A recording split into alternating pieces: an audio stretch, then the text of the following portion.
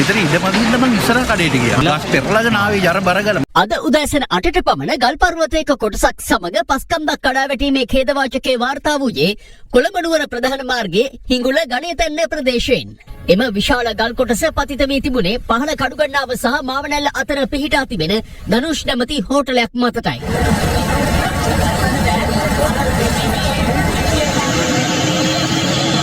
හෝටලයට යාබදවම එහි හිමිකරුවන්ගේ නිවසට පිහිටා තිබූ අතර නිවසට ඉහළින් වූ විශාල ගල ඒ මතට පතිත වී ඉන් අනතුරුව හෝටලයේ මතටද කඩා වැටී තිබෙනවා. මෙතන නායය මෙතන තියෙනවා පරිස්සම් වෙන්න කියලා තියෙනවා. කඩේ මං නවත්තන්නත් හදලා ඒකිට එකක් බොන්න.